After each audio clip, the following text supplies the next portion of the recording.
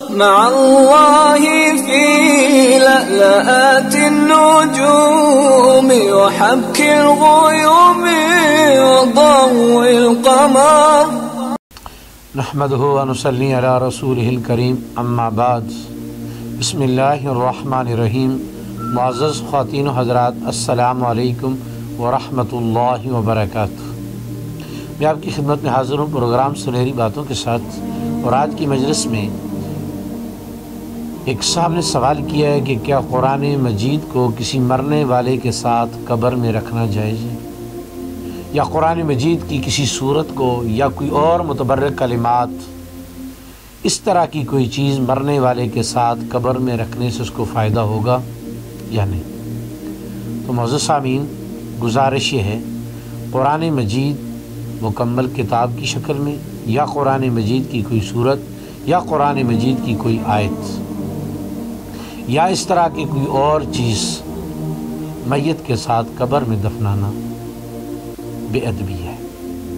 سب حضرات جانتے ہیں کہ مردہ قبر میں رکھنے کے بعد پھول جاتا ہے، پھر پھٹ جاتا ہے، اس کے جسم کو کیڑے مکوڑے کھاتے ہیں۔ اس طرح کی صورتحال میں قرآن مجید کا ساتھ دفنانا یہ قرآن مجید کی بے ادبی ہے۔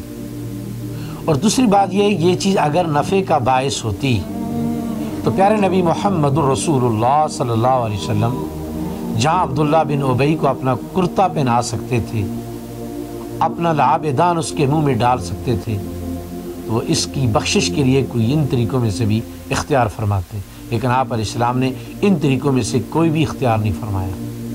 رسول اللہ صلی اللہ علیہ وسلم کے بعد صحابہ کی جماعت، تابعین، تبع تابعین، سلف صالحین، کسی ایک کا بھی کوئی ایسا عمل ثابت نہیں ہے کہ ان میں سے کسی ایک نے قرآن مجید کو یا قرآن مجید کی کسی صورت کو یا قرآن مجید کی کسی آیت کو یا کچھ اور متبرک کلمات کو لکھ کر اپنے ساتھ دفنایا ہو۔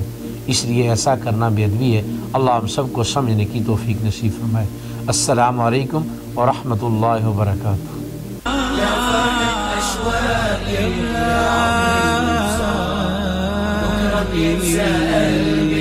كل أيام الصعب